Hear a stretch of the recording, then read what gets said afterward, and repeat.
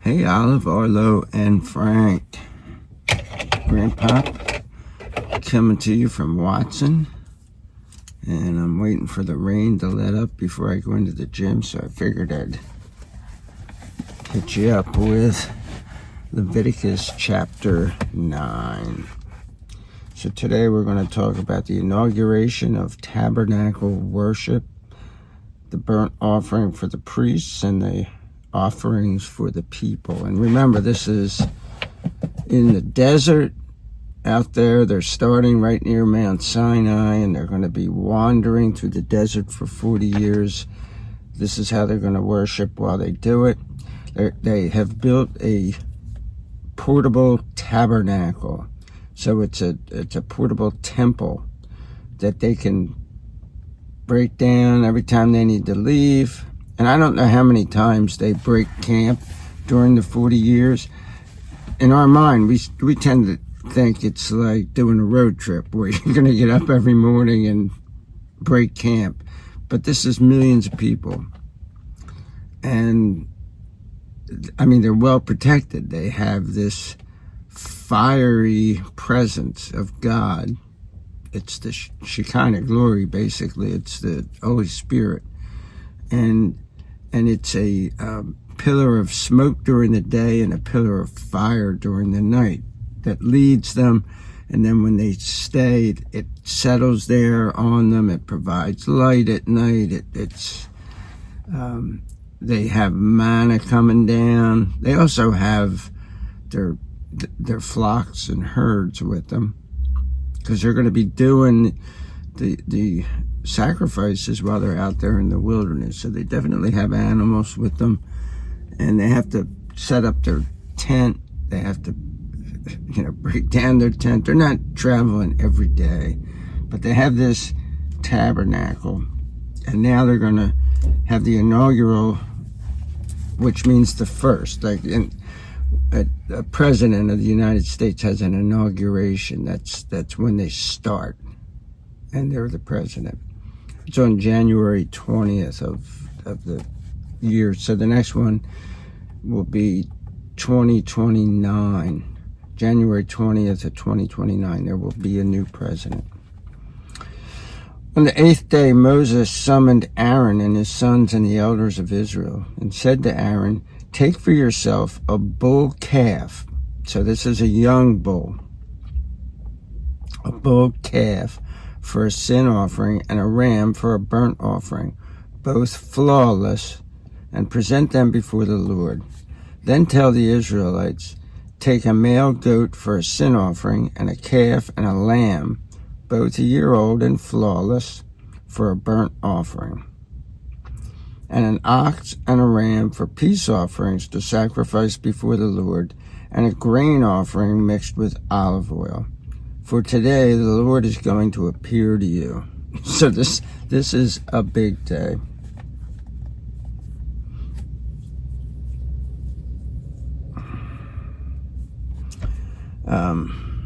So they took what Moses had commanded to the front of the meeting tent, and the whole congregation presented them and stood before the Lord. Then Moses said, "This is what the Lord has commanded you to do, so that the glory of the Lord may appear to you." So there's a lot of times when people say, well, why do Christians believe God has three parts?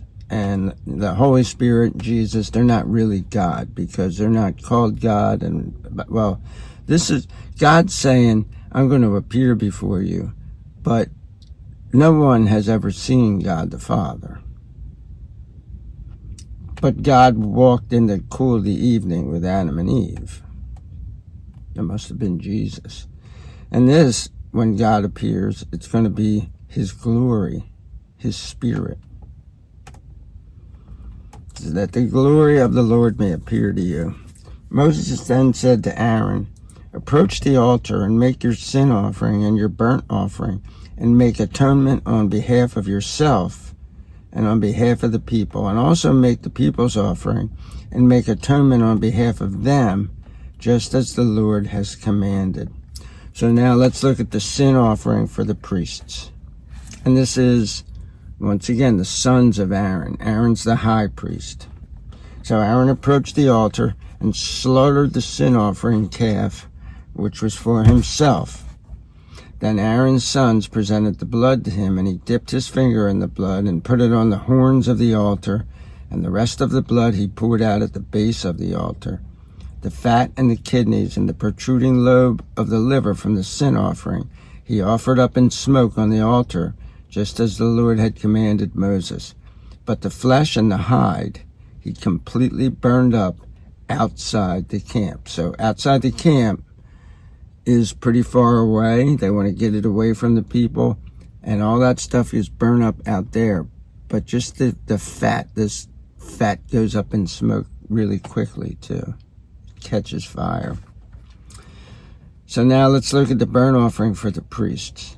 He then slaughtered the burnt offering, and his sons handed the blood to him, and he splashed it against the altar's sides. The burnt offering itself they handed to him by its parts, including the head, and he offered them up in smoke on the altar. And he washed the entrails and the legs and offered them up in smoke on top of the burnt offering on the altar. So this altar must have been pretty big. It must have had quite a fire in it. Then he presented the people's offering. He took the sin offering, male goat, which was for the people, slaughtered it, and performed a decontamination rite with it like the first one. He then presented the burnt offering and did it according to the standard regulation. Next he presented the grain offering, filled his hand with some of it, and offered it up in smoke on the altar in addition to the morning burnt offering. Then he slaughtered the ox and the ram, the peace offering sacrifices which were for the people, and Aaron's sons handed the blood to him, and he splashed it against the altar's sides. As for the fat parts from the ox and from the ram, the fatty tail, the fat covering the entrails, the kidneys, and the protruding lobe of the liver, they set those on the breasts, and he offered the fat parts up in smoke on the altar.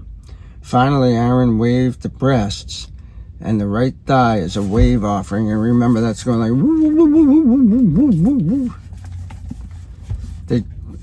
Curly was Jewish, Curly Howard from the Three Stooges, so it's maybe they had a priest Curly, woo, woo, woo, woo, woo, woo. And maybe not. I have no idea where I was.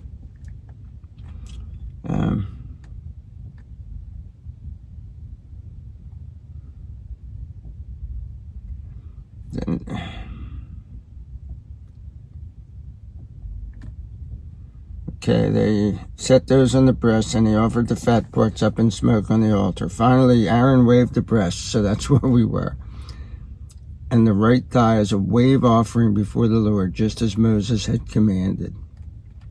Certainly. Then Aaron lifted up his hands toward the people and blessed them, and descended from making the sin offering, the burnt offering, and the peace offering. So when it says he descended, you stepped up to the altar. So he's stepping down. Moses and Aaron then entered into the meeting tent. When they came out, they blessed the people, and the glory of the Lord appeared to all the people. Then fire went out from the presence of the Lord and consumed the burnt offering and the fat parts on the altar.